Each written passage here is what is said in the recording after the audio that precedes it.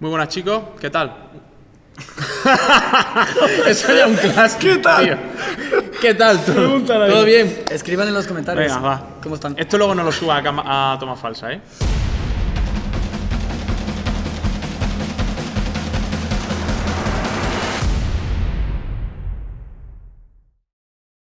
Muy buenas, chicos, ¿qué tal? Nos encontramos en un nuevo capítulo del Alfa Podcast y estamos aquí en Singular Box Granada, al cual agradecemos su colaboración con nosotros. Y bueno, ¿qué tal? ¿Bien o qué? Sí, más o menos bien. José Miguel Cobian, Fernando Campos y Paco Bravo. ¿Qué tal? ¿Qué tal? Te quería preguntar respecto a esto que tenemos por aquí, que no sé muy bien qué es.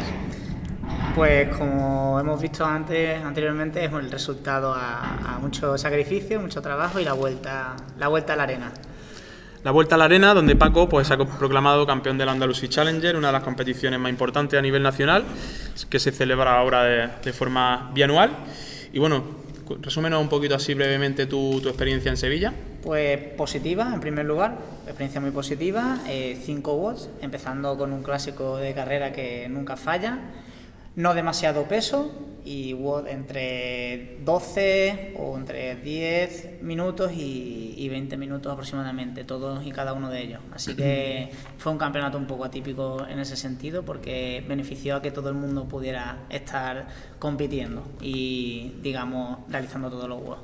Así que muy, muy bonito, como siempre. ¿Y qué tal tu experiencia por primera vez siendo atleta y entrenador durante la misma competición? Indescriptible sobre todo porque me ayudó a ver desde dentro cómo planificar desde el calentamiento de cada uno de los WOD, trabajo psicológico con el atleta, desarrollo y estrategia de cada uno de los WOD y la verdad que fue una experiencia espectacular y sobre todo porque hizo podio, así que desde aquí a Fran Granados pues enhorabuena y muy contento.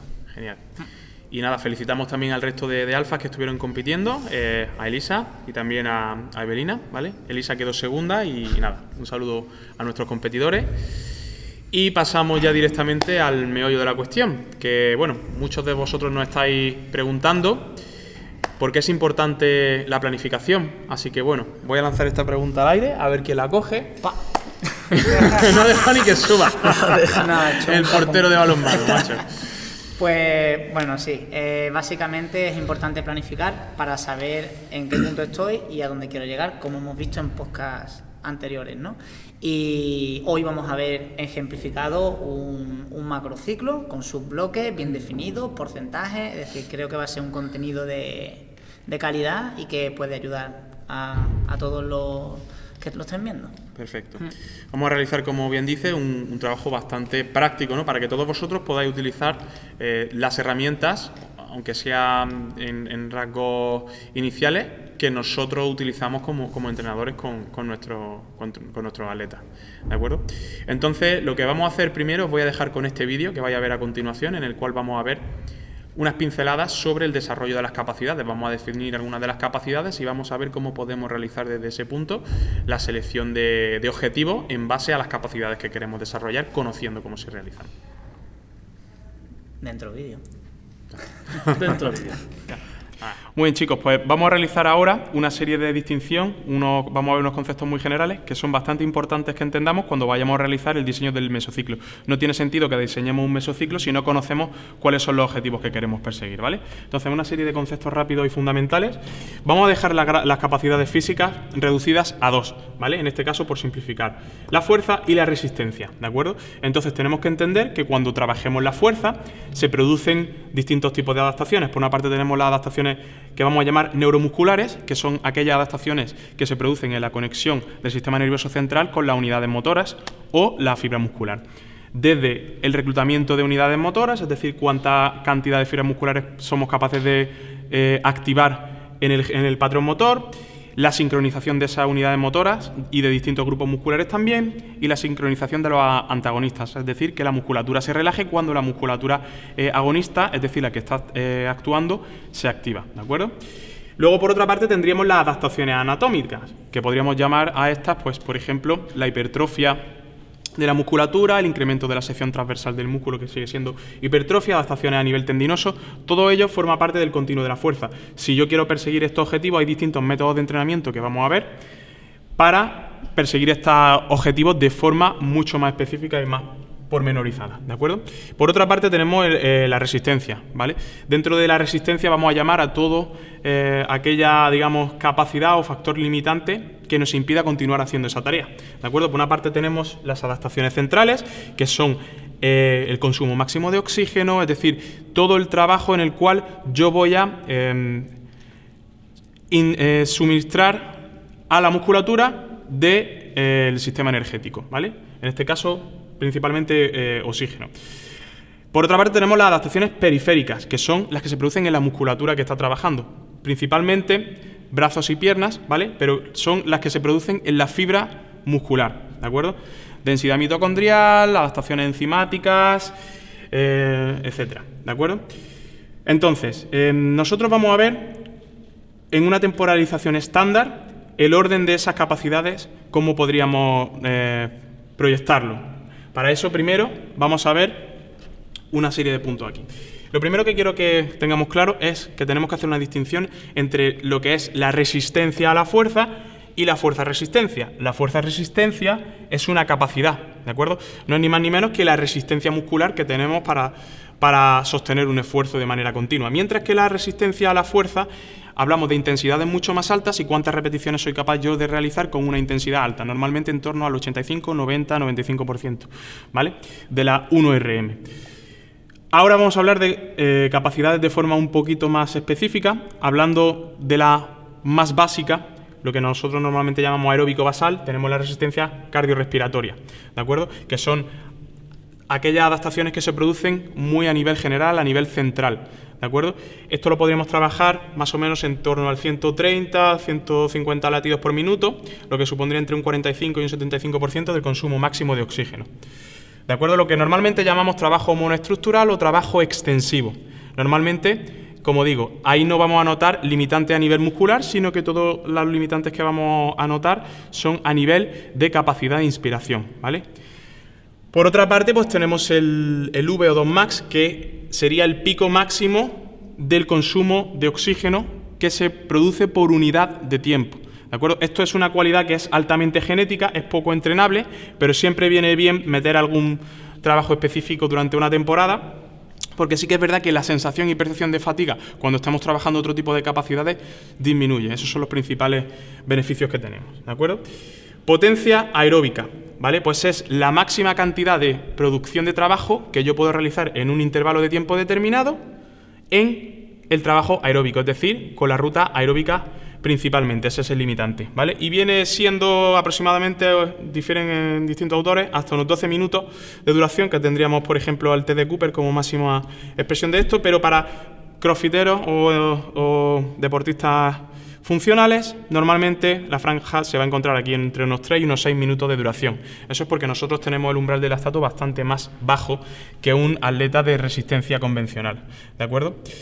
La potencia y la capacidad láctica son los dos caras de una misma moneda. Obviamente la potencia es el pico máximo de potencia que yo puedo generar a nivel de lactato, ¿vale? Utilizando las vías glucolíticas, vamos a decir, las que ya no son aeróbicas, las que ya empiezan a ser las vías anaeróbicas, es decir, no necesitan de la presencia de oxígeno para producirse, ¿de acuerdo? Digamos que para CrossFit la más específica sería esta, la capacidad láctica, es decir, por esto entendemos los entrenamientos de alta intensidad, ¿vale? Entre un 85 y un 100% incluso de la frecuencia máxima cardíaca. Y en una secuenciación, como veremos ahora después, debería ser la última previa a una competición para trabajar, porque realmente los específicos no los vamos a encontrar aquí, ¿vale? Esto realmente no es una vía energética como tal.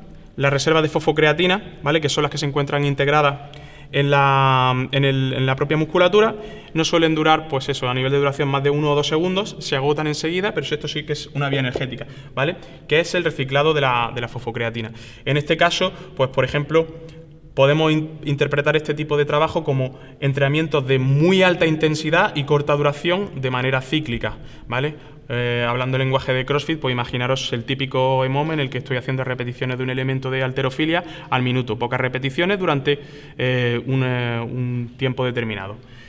¿Vale? Entonces, a la hora de secuenciar una temporada, cuando nosotros vayamos a crear la estructura de trabajo que veremos a continuación, que nos lo va a exponer Paco, lo que tenemos que entender es que en cada uno de esos mesociclos de trabajo yo tengo que, obviamente, atacar una de estas especialidades que hemos visto así de manera muy general, y la secuenciación potencia la capacidad anterior, ¿de acuerdo?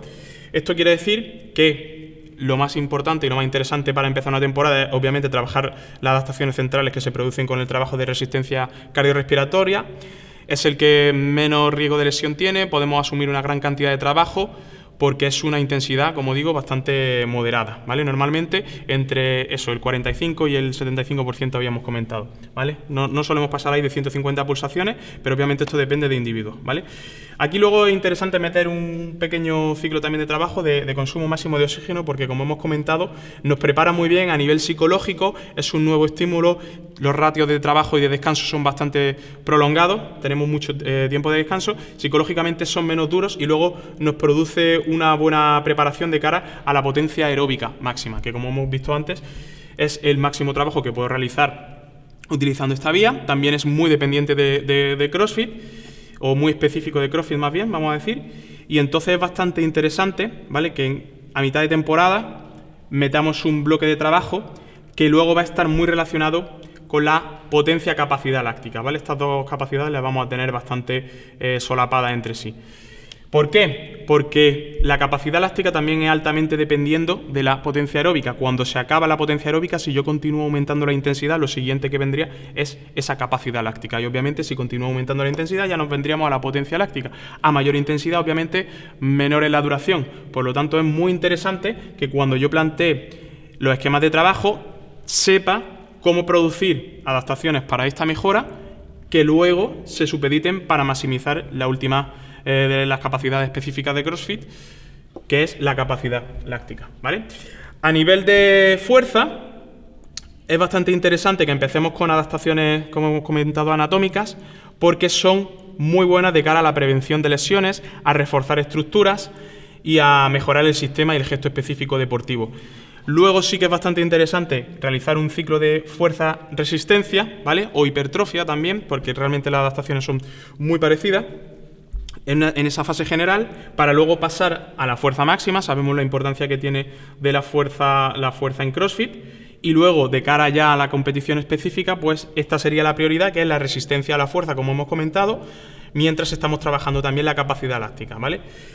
Conviene resaltar también que la fuerza-resistencia y la capacidad láctica son bastante antagonistas, es decir, se producen competencias en las adaptaciones entre ellas y también producen mucha fatiga cuando las trabajamos. Por lo tanto, vamos a minimizar las ganancias que vamos a obtener. Por eso es bastante interesante que sigamos esta especie de pareado que seguimos aquí, ¿de acuerdo? El VO2 max con las adaptaciones anatómicas, potencia aeróbica con la fuerza-resistencia, se llevan bastante bien, y luego en esa última fase, pues esto. ¿Cómo organizar todo este trabajo? Pues lo vamos a ver a continuación. Vale, pues en el vídeo que acabáis de ver a continuación hemos desarrollado un poco, hemos dado esas pinceladas de los fundamentos, pero claro, ya tenemos que ir a la parte un poquito más práctica. Entonces, Fernando, coméntanos un poco, si hacemos una selección de distintas capacidades con un ejemplo práctico, qué capacidades podríamos seleccionar y cómo podríamos organizar desde ahí la estructura de trabajo. Todo esto siempre se habla desde que antes hemos hecho una buena evaluación y por lo tanto sabemos qué es lo que queremos trabajar, ¿no? Entonces ya sabemos qué es lo que podemos trabajar y qué es lo que quiero trabajar. Y ahora es el momento de ponerlo sobre el papel, hacer diferentes bloques de entrenamiento, estructurar, por ejemplo, nuestro mesociclo. Dentro de ese mesociclo, qué es lo que quiero trabajar, cómo lo coloco dentro de la semana y por qué lo coloco así, ¿no? Entonces, estaremos de acuerdo que, sabiendo qué es lo que quiero trabajar, dependiendo de qué tipo de atleta, lo voy a trabajar de una manera u otra. Por ejemplo, uno de los ejemplos que hemos visto antes ha sido trabajar durante la semana un 800. Hemos trabajado consumo máximo de oxígeno y hemos decidido hacerlo a través de la carrera, ¿no? Pues yo cojo, este tío sé que corre bien y le coloco un 3x800 con descansos cortitos, 3 minutos, 2 bloques, descansos largos entre bloques, ¿vale? Ahora te pregunto, ¿corres como una mierda? ¿Qué tal? ¿Eso vale? No. ¿O sí? Si mi técnica de carrera no es la apropiada y realmente no estoy trabajando esos limitantes, pues quizá no fuese tan interesante el utilizar ese tipo de monoestructural, ¿no? como herramienta para el desarrollo de esa capacidad. Además, un 800 es bastante específico, por lo que trabajar a alta intensidad sin una buena técnica, igual que un levantamiento, puede producir lesiones. Entonces quizás sea más interesante un trabajo de consumo de oxígeno máximo, pero quizás más continuo. Con otro mecanismo, es que el limitante se vuelve otro, no completamente. Es decir, a través de la evaluación estamos viendo qué mecanismos podemos utilizar para trabajar, para conseguir diferentes adaptaciones. Es un trabajo muy difícil porque no es tan sencillo como consumo máximo de oxígeno, lo trabajo de esta forma, o quiero trabajar, por ejemplo, lo que dijimos también, ATP y fosfocreatina. Quiero trabajarla a través, esa vía metabólica a través de un EMON, ¿no? Quiero hacer 10 minutos, 3 repeticiones de Power Clean al 85%. Evidentemente puede cambiar mucho, puedo tener a alguien que ese movimiento genere dolor, puedo tener a alguien que ese movimiento no sea capaz de llegar a hacer 3 repeticiones al 85 cada minuto y teníamos que ser capaces de encontrar otros caminos en los que trabajar esa misma vía, ¿no? A lo que quiero llegar es que en la evaluación, en el tipo de persona con la que estoy entrenando, es de la que depende completamente cómo voy a trabajar ciertos objetivos y ciertas vías metabólicas o adaptaciones, ¿no? Es un trabajo bastante complicado. Creo que es muy importante lo que comentas, de que a la hora de realizar esa selección de movimientos para producir el estímulo específico, que no haya ningún limitante a nivel técnico. Y sobre todo en elementos que pueden llegar a ser, pues eso, lesivos, ¿no? Si, por ejemplo, quisiéramos desarrollar la capacidad láctica, pues ¿cuál sería por ejemplo, una propuesta de trabajo para ese tipo de estímulos? Una capacidad elástica, por ejemplo, para tren superior, ¿no? Que vamos a elegir 2 bloques de 3 minutos trabajando, 90 segundos descansando, ¿vale? Con un descanso corto entre bloques. Por ejemplo, metemos 3 minutos. Incluso podemos cambiar en los bloques, ¿no? Con diferentes trabajos. Metemos calorías en remo, metemos chest to bar y shoulder to overhead, ¿vale? Estamos trabajando un limitante de tren superior de capacidad láctica, ¿no? Sí, todavía si lo quisieras agudizar más, pues el mismo ejercicio, imagínate, el press solamente o incluso unos thrusters durante todos los bloques de trabajo de manera continuada. Con esa densidad de trabajo que plantea, en la que el descanso es mucho menor, va a generar un cúmulo de ácido láctico muy importante porque es el mismo gesto, sí. Justo el mismo gesto. Entonces, bueno, son diferentes opciones. Se podría trabajar lo mismo, por ejemplo, cambiando chest to bar por un ring row, por ejemplo, cambiando el número de repeticiones, sí, o depende también depende de las circunstancias. Del momento de la temporada, depende sí, el utilizar ring row, pues sí, podría ser una alternativa. Al final de lo que interesa es que nosotros entendamos que se están produciendo ese tipo de adaptaciones y que las sensaciones que yo tengo que tener con esos limitantes son las que son. Nosotros, como entrenadores, sabemos perfectamente distinguir qué está ocurriendo en nuestro organismo y tenemos que ser capaces de enseñarle a la gente cuál es la percepción que necesita sentir y entender para que los objetivos del entrenamiento sean los correctos y los adecuados, porque una cosa, como ya hemos dicho otras veces, es lo que tú preparas en tu estructura de trabajo en el papel y otra cosa es lo que ocurre en la realidad. Entonces tenemos que explicarle, ¿no? Llevar ese guión y explicarle a la persona, pues mira, tú necesitas sentir este tipo de quemazón muscular, este tipo de percepción de la fatiga, donde ya empiezas a notar que te encuentras en ese umbral en el que ya notas que no puedes continuar realizando repeticiones, pero que no tienes un limitante a nivel cardiorrespiratorio para que se produzcan ese tipo de adaptaciones de forma específica a nivel de capacidad láctica o aclaramiento del lactato, que viene a ser lo mismo, ¿no? O sea que es importante tener muy claro cómo quieres que transcurra el trabajo y eso trasladárselo a el tío o la chica con la que estás trabajando y luego darte cuenta de si ha pasado o no. Exacto. No simplemente escribir dentro del papel y decir, toma, estás trabajando esto, pues a lo mejor no, y no te has dado cuenta. Totalmente. Por eso es muy importante que dentro del microciclo trabajemos con algún indicador de fatiga, aunque sea subjetivo, sobre todo al principio hasta que lo conozcamos. Oye, RP, cuéntame qué has sentido, 8, 9, 10, 5, y a partir de ahí, según esa percepción de esfuerzo, seguir una línea u otra. Grabaciones también, que te cuentes sensaciones dentro del WOD, eso va a depender qué es lo que has trabajado dentro de cada sesión y si cumple el objetivo que marcaste en tu mesociclo o si verdaderamente no has elegido mecanismos que sean adecuados, ¿no? Oye, Fer, ¿y cómo secuenciaría la semana el trabajo que hemos comentado, ¿no? Si vamos a desarrollar el V2 de esa persona, vamos a desarrollar la vía de la recarga de la fosfocreatina y vamos a desarrollar pues la capacidad elástica, ¿cómo la secuenciarías tú o qué orden le pondrías en la estructura del microciclo, es decir, en la semana de trabajo, por ejemplo? Primero colocando dentro de la semana la capacidad que sé que afecta al entrenamiento del resto de las capacidades. Voy a colocarlas y a partir de ahí coloco el resto de cosas para intentar que se pueda trabajar, que se pueda llegar a construir a máximo nivel cada cosa que quiero trabajar. Si lo coloco mal, pues a lo mejor hago que provoco menos adaptación dentro de cada cosa. Y estructurarlo bien.